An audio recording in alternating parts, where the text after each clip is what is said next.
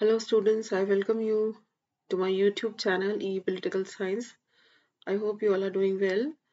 और मैं उम्मीद करती हूँ कि आप सब अच्छा कर रहे होंगे और थोड़ा सा समय लग गया मुझे दोबारा सीरीज में क्लासिकल पॉलिटिकल फिलोसफी में ये टॉपिक डिस्कस करने का. But though I'm late, but still video is there. The topic is Machiavelli. And Machiavelli में जो आपको पढ़ना है वो मोस्टली उनका स्टेट क्राफ्ट है. मैकियावेली का रिपब्लिकनिज्म का आइडिया, किंग का आइडिया, वर्च्यूज का आइडिया और मैकियावेली किस तरह से एक मॉडर्न थिंकर थे. तो बेसिकली मैं जो आज टॉपिक लाई हूँ बहुत इम्पोर्टेंट है वो टॉपिक. और क्योंकि ये टॉपिक जो है मॉडर्न थिंकर वाला, if you are able to relate it and write notes, make notes on that, then mostly आपका मैकियावेली पे जितने भी सब टॉपिक्स हैं ना उसमें उस यूनिट में वो आपके कवर हो जाते हैं और बहुत हद तक आपकी अंडरस्टैंडिंग क्लियर हो जाती है. ठीक है. बेसिकली जो पिछला वीडियो था वो था टेक्स्ट एंड कॉन्टेक्स्ट पे, टेक्स्ट एंड इंटरप्रिटेशंस पे. That video is very important students, बहुत इंपॉर्टेंट है. बच्चों को ये लगता है कि जो टॉपिक्स इजी है हम वो कर लेते हैं, बाकी थ्योरेटिकल आइडिया हम छोड़ देते हैं.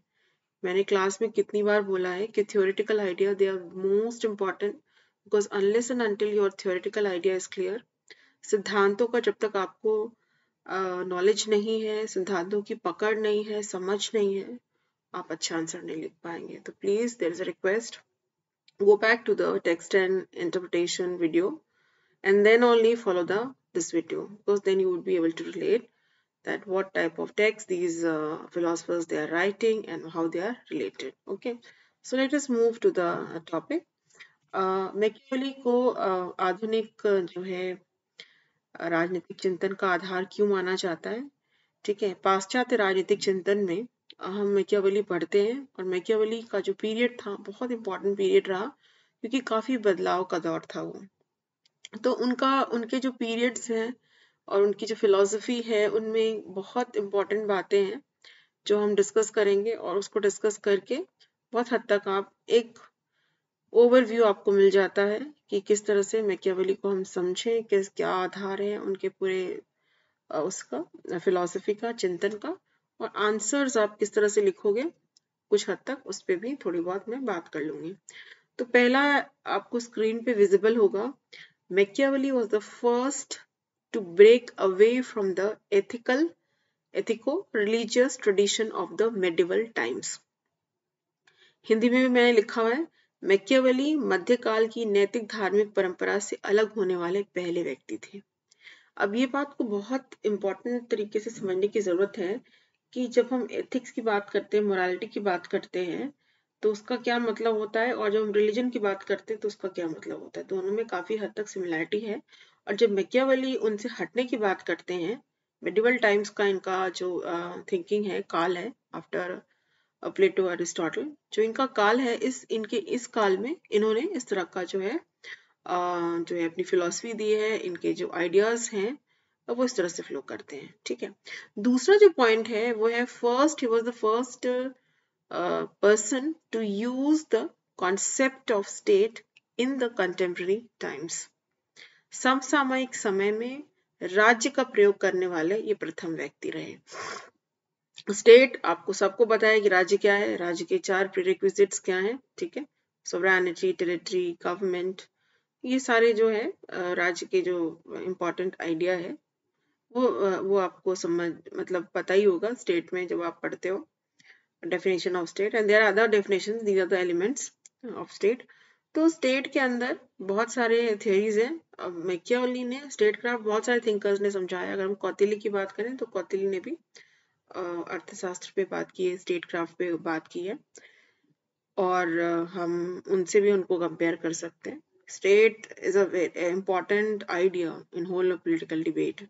पॉलिटिकल डिस्कोर्स में स्टेट बहुत बड़ा इंपॉर्टेंट आइडिया है और स्टेट के एग्जिस्टेंस को डिनाई नहीं किया जा सकता. मैकियावेली ने स्टेट के संदर्भ में पहली बार बात की. खुद में ही बहुत बड़ा आधार मात्र है राजनीतिक मतलब आधुनिक राजनीतिक चिंतन के लिए.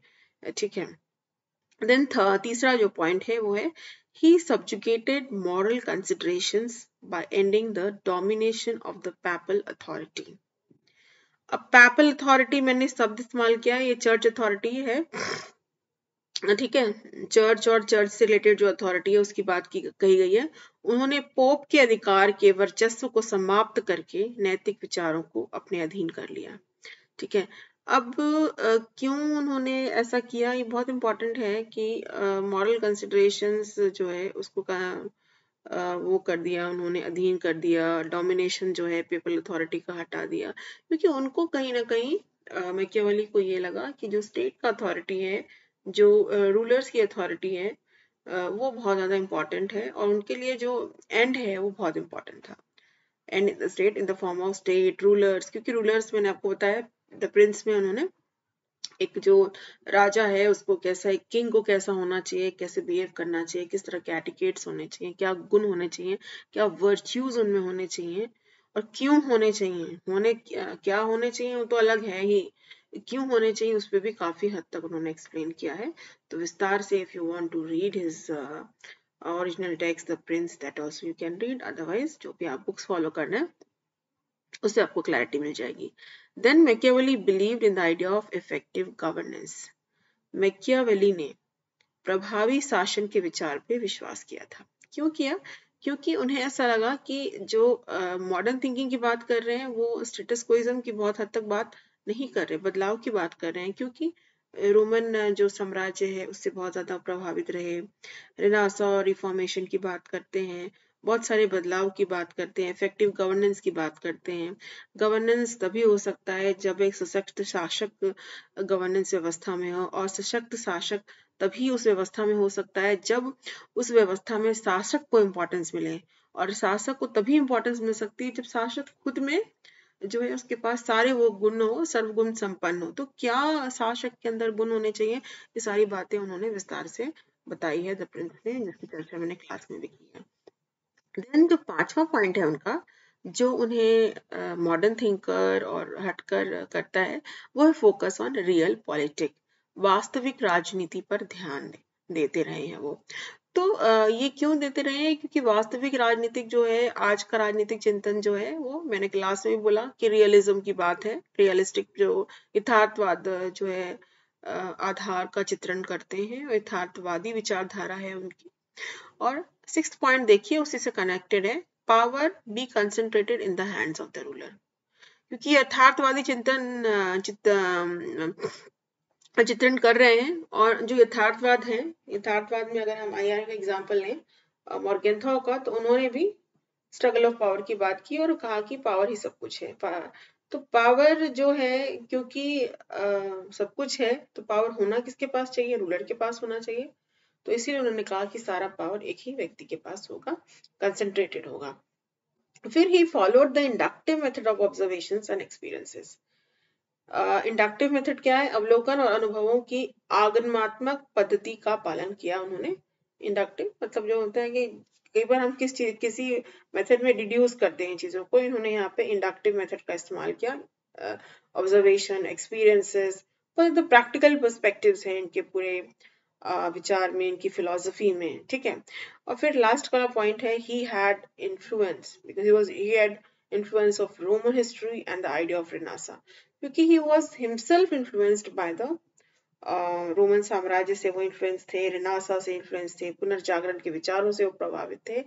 तो जो व्यक्ति जो भी थिंकर वो इस तरह के विचारों से प्रभावित होगा, वो ऑब्वियसली कुछ नवीनीकरण की बात करेगा।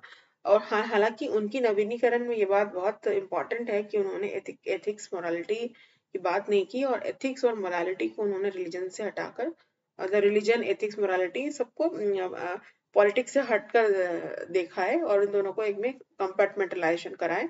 पॉलिटिक्स अलग है रिलीजन से, मोरालिटी से, एथिक्स से।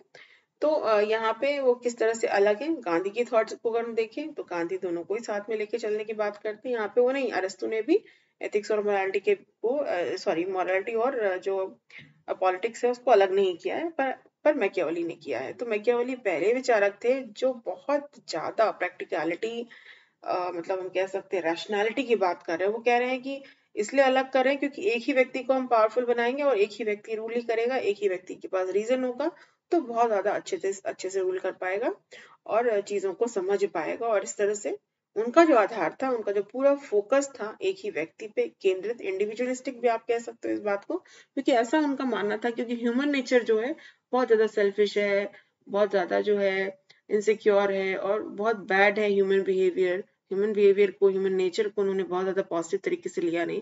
तो इसीलिए उस ह्यूमन नेचर को कर्टेल करने के लिए, कंटेन करने के लिए, उसको कंट्रोल करने के लिए बहुत जरूरी था कि एक अच्छा शासक वर्ग को ढूंढा जाए। और इसलिए उन्होंने ये सारी जो पिक्चर है वो दिया है। क्यों दिया, क्या कारण थे, क्या उनके परिस्थितियां उनके समय थी, किस चीज से वो रिलेट करते थे और किसकी वजह से उन्होंने ये सारी चीजों को आधार मात्र बनाया, ये बहुत जरूरी है उनकी फिलॉसफी में। तो whenever you are writing an answer, you please try that कि जब आप उनके जो पूरे बैकग्राउंड को बताते हैं, इटली में जो स्थिति थी उस समय उसको बताते हैं और उनका मेन एजेंडा बताते हैं, स्टेट की बात करते हैं, तो साथ के साथ आप उनकी जो आलोचना है उसको भी ध्यान में रखते हुए उसको भी बताएंगे। And then you can then in the contemporary times how you find him to be relevant. If you want to compare him with Kautilya's Arthashastras, his ideology, you can do it, because he is also talking about a very empowered statecraft where the ruler is very dominant. So that also you can do. And by the side you can also try to put the differences, okay, the similarities if you want, that also you can do. जो समानता है वो बता सकते हैं, जो difference है, ठीक है, वो भी आप बता सकते हैं। जैसे अरस्तु का और उनका सिद्धांत अलग है, गांधी और इनका सिद्धांत, क्योंकि रिलीजन और इस पे बात कर रहे हैं, क्योंकि बिल्कुल ही उस पे बता रहे हैं। तो ऐसे आप ओवरऑल जो डोमिनेंट थिंकर्स हैं उनके साथ भी इनके विचारों को, उनकी तुलना कर सकते हैं। तुलनात्मक अध्ययन से भी आप इस टॉपिक को समझ सकते हैं, एग्जाम में लिख सकते हैं और समझा सकते हैं, ठीक है। So students, I hope the topic on Machiavelli as a modern thinker, how he has emerged as a modern thinker, and why modern thinking process is very important in Machiavelli's political philosophy. That is very important. So please do write your comments and your issues, your concerns. And if you like this video, subscribe the channel and put like it and share with your friends. Okay. Stay blessed, stay connected. God bless you. Thank you.